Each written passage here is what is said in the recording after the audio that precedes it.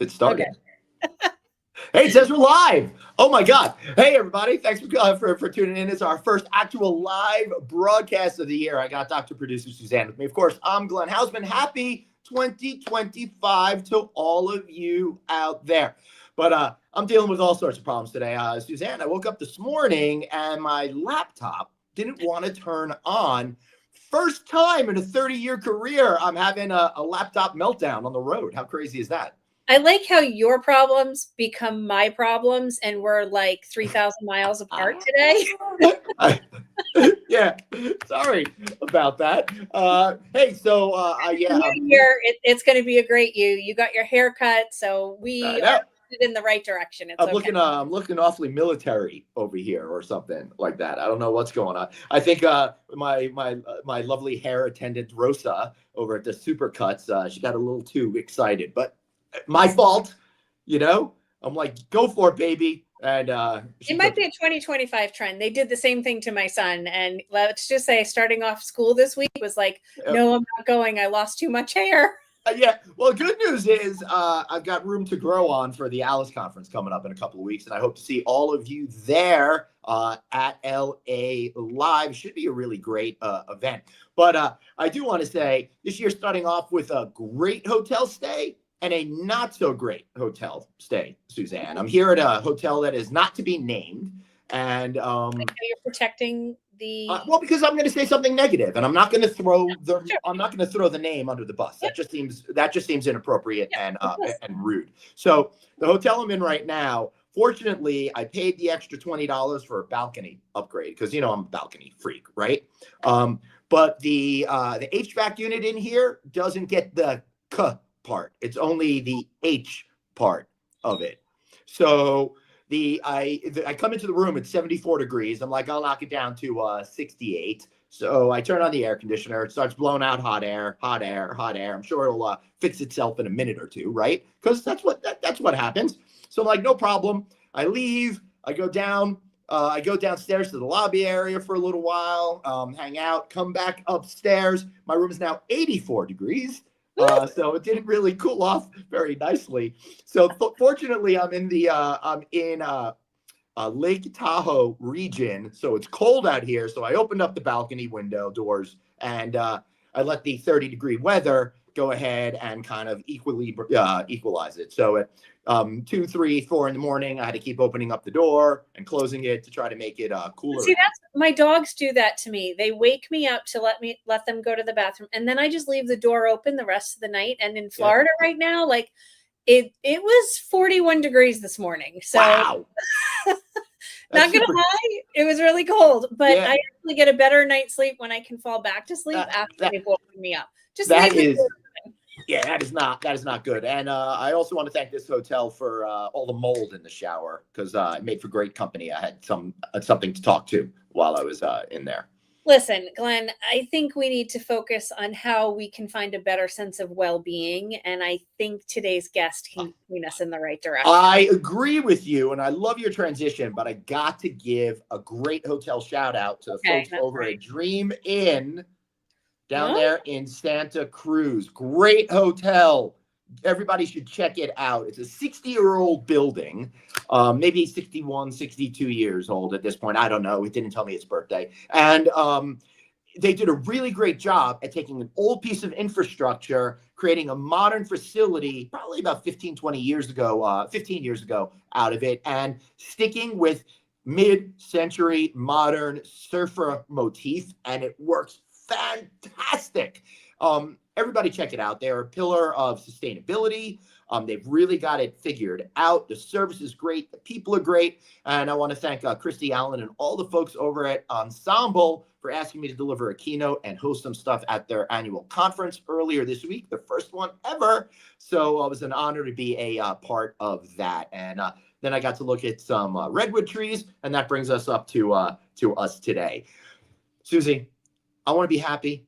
I want employees to be happy. And I'm seeing this title, Chief Happiness Officer, pop up a lot over the last few years. And I'll let you take it from there. Yeah. So today we have my colleague down at Florida International University, Dr. Sandro Formica, joining us today. Hi. Hey, how are you, sir? Great to see you today. So, Chief Happiness Officer, it seems like a lot of pressure to be happy all the time because I mostly walk around in a state of depression unless I'm on air. Well, it depends on the pressure. Actually, the beautiful thing of the U.S. Constitution is that the preamble of it says it talks about the pursuit of happiness. You don't have to be happy all the time. Also, because you'd be crazy if you would be happy all the time. Totally.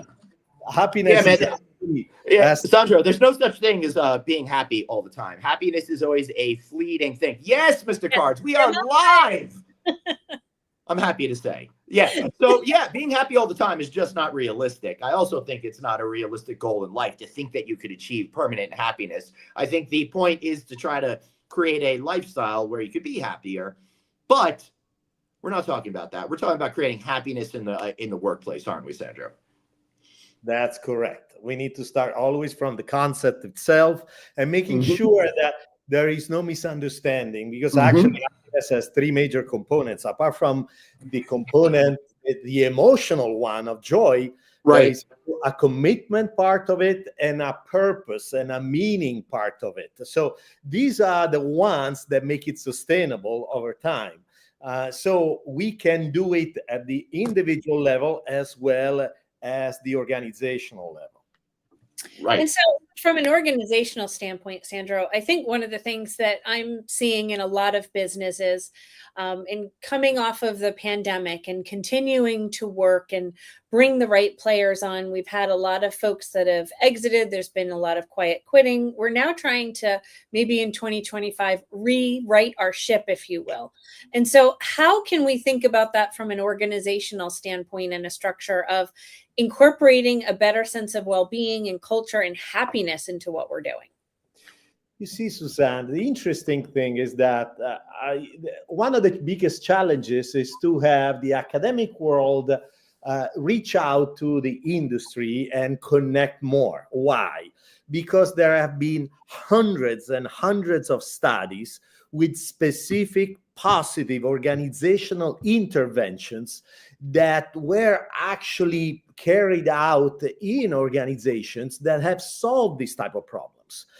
So the interesting thing here is just that we need to start integrating these interventions in a way that will provide us with more certain results, because this is a business where risk is there. But when we know that one intervention has been tested over and over again, and we get results in terms of retention, trust, engagement, AI and well-being, work flexibility, selection and onboarding, mental health and well-being, talent acquisition and development, all these problems of the industry or objectives of the industry can definitely be handled with positive organizational interventions.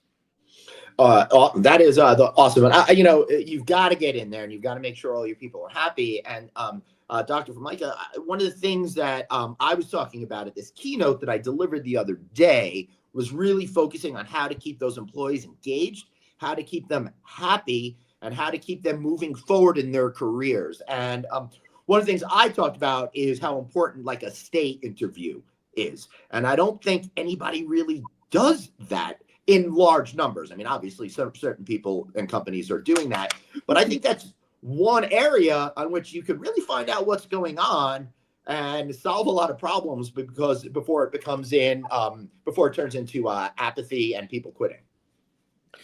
Well, there are so many things that can be done from the beginning.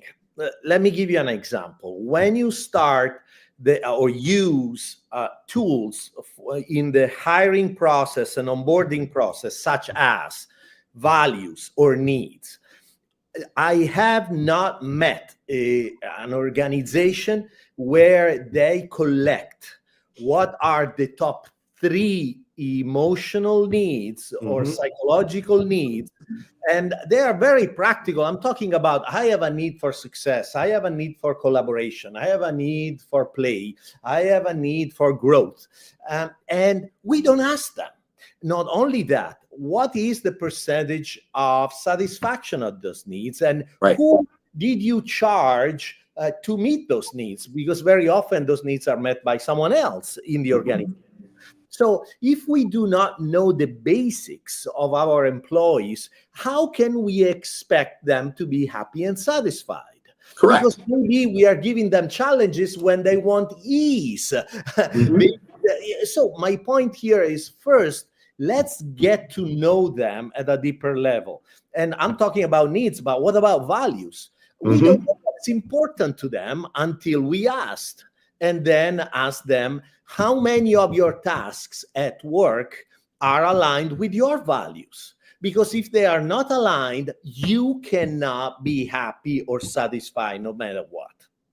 So, Sandro, this sounds like a great opportunity to start thinking about, how do you, as the manager or an HR professional, start thinking about this mindset and shift? And I think one of the great things that you are putting on at our program at the Chaplin School of Hospitality and Tourism Management is a Chief Happiness Officer certification program. So maybe you could explain a little bit about how your knowledge and skill set translate into an opportunity for people to learn this sense of mentality to help their employees.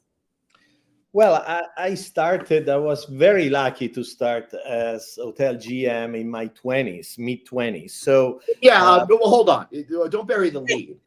He was 25 and a GM in Italy, the youngest one to achieve that position. I just found this out, and I'm blown away by that. Well, I'm going to interject. The only one that wasn't a GM at the age of 25, even including our fill-in producer today, would be nobody. Like Sandro and I are the two that did it at 25. That's insane. Well, you two were very impressive. At age 50, I still wasn't allowed to run the House and Resort Pool Club. And I've only got a part-time tent in the backyard. So not good for me, but impressive for you. So obviously you've understood the tenets of creating a successful and happy workplace from early on, if you had so much success. So that brings us back up to today, filling the needs of your program. Right. I mean, we tend, not to consider that people bring themselves with themselves at work, and we need to start thinking about that and saying, what can I do to know this person better? What is true inside of them? And we need to start making a connection here. I mean, it's to go to and read the Harvard Business Review. How many articles are talking about self-awareness? And if you cannot be a good leader if you are not self-aware. How to work for a leader who is not self-aware, and how the challenge is how to deal with those challenges. So my point here is, let's go back to the basics here and make them very practical, by the way, because when I talk about starting from the being, means that we need to start doing something related to that. And the example of the needs, as well as the one of the values, it's very simple. Your values are aligned with ours, yes or no? Because if not, then it's a problem. You won't be able to collaborate or offer value to the company. The company wouldn't offer value to you in the first place. So the Chief Happiness Officer program, this was basically created because of a need in the industry. And our industry, we all know, has issues with retention. And therefore, we understand, especially post-COVID, that people do not get a job just to get the money to survive, but they want to attach a meaning to that job. Okay, so the issue is, when you get to meaning, you get to purpose. There is no other way around it. And so how can you build purpose while working? And so these are the elements that we are going to work on with the Chief Happiness Officer program. And in fact, this is the first competency. The first competency is positive self-leadership. Right. So how can you be a positive self-leader? Because whatever you are will project onto others. Then the second, once you build that self-awareness and self-modulation and self-management, you go to the second step, which is how do you handle stress and therefore increase engagement and produce flow. Flow might not be a term that everybody knows, but the point of flow is this, that when is it possible to create an environment where you lose the sense of space and time, you lose track of space and time. And it's possible, and each one of us is very different in terms of reaching flow. And when you have flow where you optimize your challenge based on your skills and you keep them always balanced, you tend to reach a state of flow. You are more productive, more satisfied, more engaged. But the point is that we need to work to make it happen. And because if my competencies are much higher than the task at hand, I get bored. But if my competencies are not enough to handle what's happening at the moment, then I get panicked and I can't perform. So this is the second. Now, let's go to the third. The third is, let's put everything together and build the positive relationships. How can we do it? How can we make sure that in relating to each other within an organization, we could actually be more productive? Right. And I give you an example. What I found out, for example, is that most of those who work in the hospitality industry have a need that is a need to be recognized and a need for recognition, and is the need that is least met.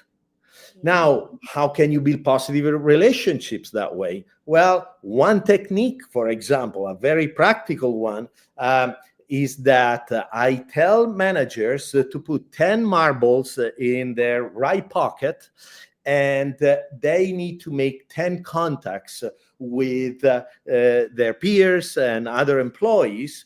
But the contacts have to relate to meeting that need. So if employee number one has a need to be recognized, I will tell, you did a great job in turning in that report on time and was filled with valuable information. Thank you. And I move one marble from the right pocket to the left pocket.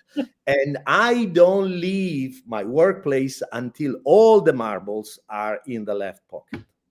Nice. If it was me, I would do it with M&M peanuts and just fatten up. Yeah, that'd be all day long. Yeah. That's because you'd be dropping all your marbles, Glenn. Yeah, that's true. I lost all my marbles years ago. I can't even handle it. But I do love the idea of recognizing people. It goes such a long way. And I was just saying this the other day. I forget the exact quote, but it's something along like, one compliment can feed you for days, right? So it really boosts up people and makes them feel good. And the cost of saying something nice to somebody is zero. That's the type of stuff that's basic, but really helps create that sense of engagement. Right, Sandro? Absolutely. And it's so simple. And I don't know why we don't do it. When I ask managers or leaders, I said, why don't you recognize them? And they said, well, they are there to do their job. So, the interaction happens only when they don't do their job. So basically, most of the feedback is negative because it's something that is missing. That's right. That becomes the focus, and obviously that in the long term cannot work. No, and speaking as an expert here who's never worked in a hotel a day in his life, I would just like to throw out that I completely agree with you. And if you're constantly only bringing up the negative to people, then you're going to really create an atmosphere where they just want to go away or are going to become apathetic and shut down emotionally. So it's really critical to be able to say all those good things, because if I say 10 good things to you in a row, then if I tell you in this particular case you sucked and here's why, then you're probably going to take it more in the spirit of career growth than I'm a useless human being. Absolutely. And so we need to be aware of it. And that's what the CHO program is about integrating these interventions that are simple, are clear, but are not easy for many. So we need to practice them and integrate them. So we will spend a couple of days together to get immersed into all these techniques. As a matter of fact, they will have a resource book of over 100 pages, and then they have an intervention book, and then they have an implementation book. So basically, they can implement the entire program to basically transition from a traditional organization to a positive organization. So basically, participants will be filled with tools that will allow them to make this transition and organically implementing these interventions. And in fact, not only we spend 2 days in Miami in person, but also we will continue online to follow participants in this process of integrating intervention until they work and we can measure them. Because then we can talk about KPIs and the change that occurs when these interventions are integrated. Interesting, Doc. I spend my whole life living in a sea of I don't know what I don't know. And this sounds to me like this really gives you that understanding and fills in all of those things that you didn't realize to create something that may seem amorphous, complex, and impossible to pull off into do A, B, C, and D, and then you're going to really be able to start to make a difference.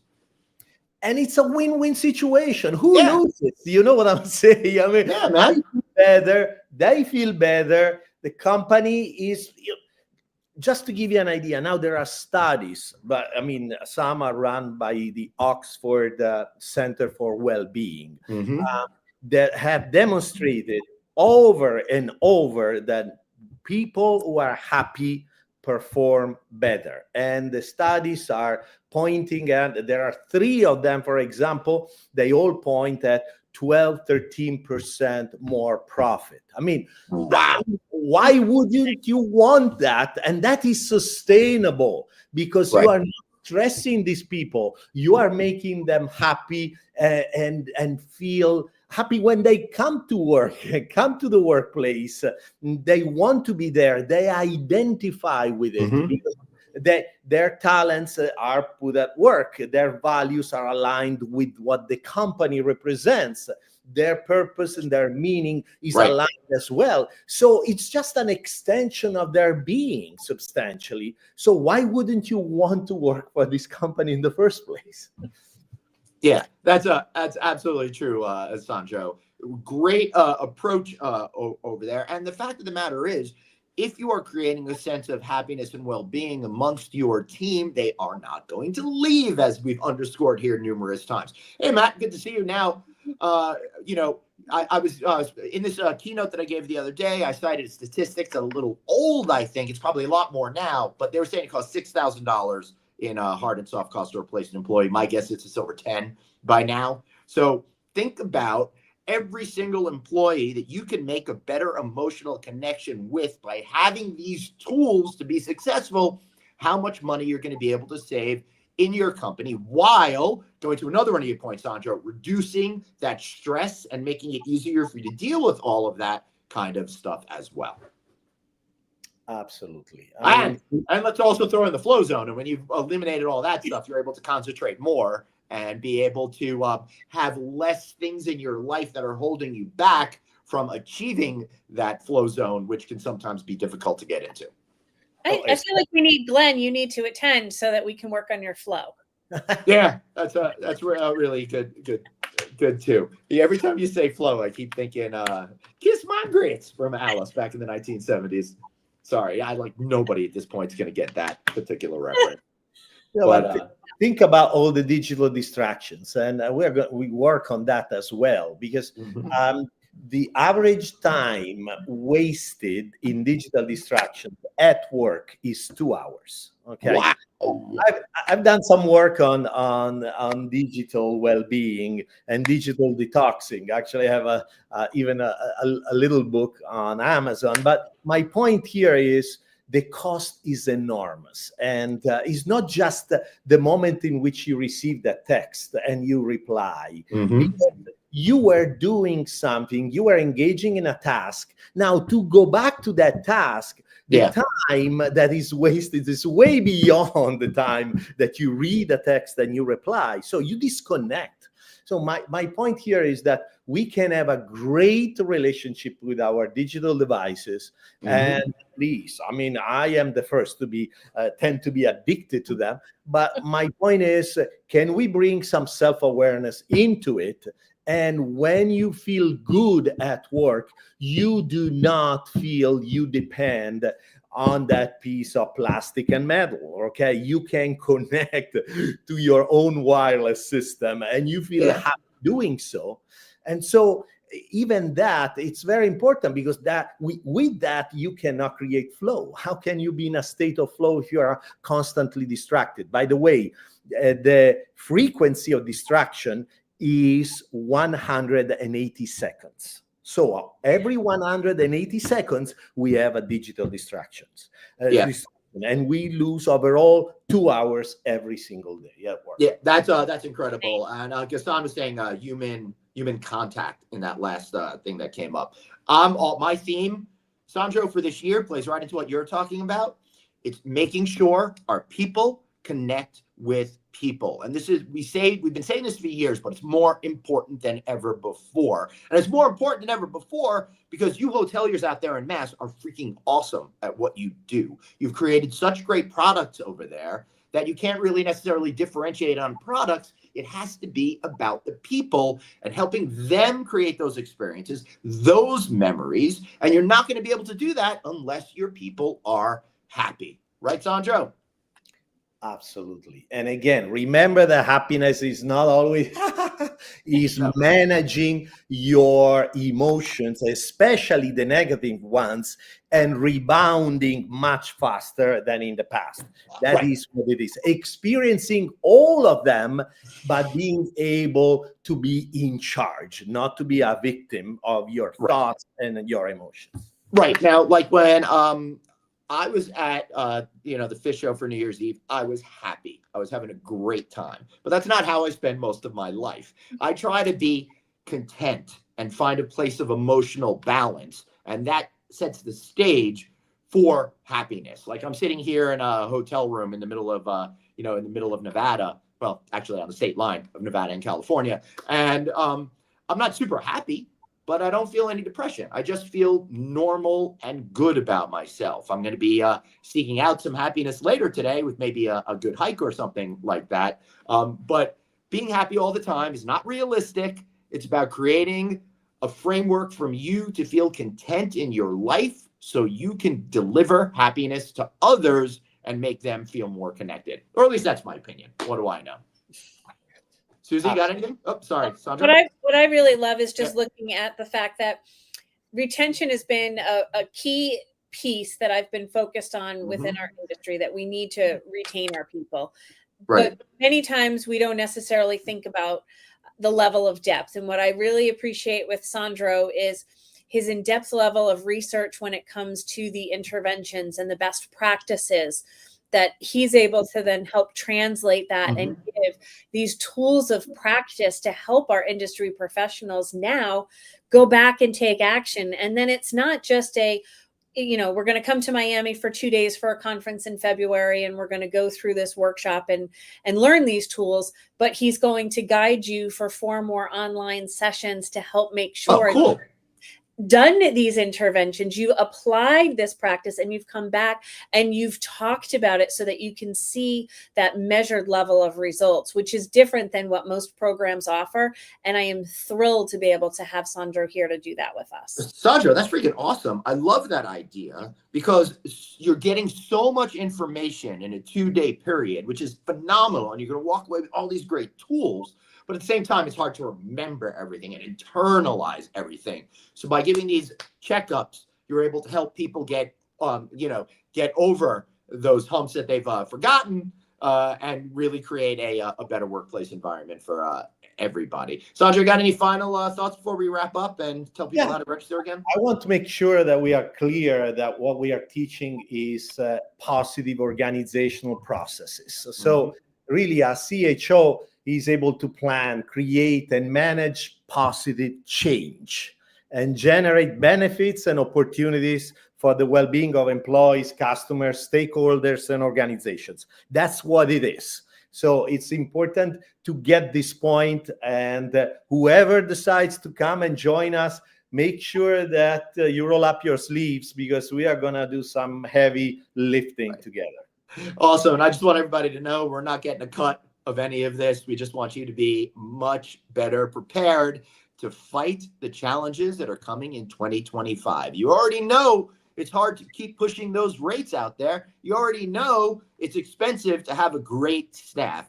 Well, by making sure that you take this class, you're going to retain that staff, add profitability to your company, and hey, maybe get yourself a little bit closer to getting another promotion over there too. Sandro, thank you so much for being here. Really appreciate it. Thank you. So Suzanne, before we wrap up, what's your one big takeaway from today? Listen, I think there's an opportunity with the new year, and this is why I was so excited about having him on for the first week. You have an opportunity to address the changes within your business organizational culture for this next year. Embark upon this experience and journey, not only for your own personal well-being, but for the well-being of your employees, so that in general, hospitality can deliver better employees and a better experience overall for everyone, so that we can be the industry of choice where people want to come and work for us. And this is that one step with that sense of tools that we're able to help provide for you.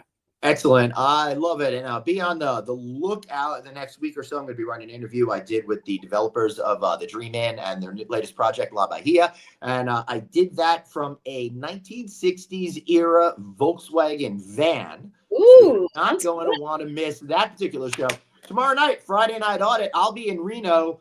She'll be not there because I think you're going to be on the highway. And we've got people from California, people from Jersey, I think it's looking like. So it should be good. And 2 great guests. So hopefully we'll see you tomorrow, 5 o'clock Eastern, 2 o'clock Pacific, 11 a.m. Hawaii time, and I think 5 a.m. Taipei time. So get up early if you're over there in Taiwan. All right, everybody, remember, you've got one life, so blaze on and follow your passion. See you guys later.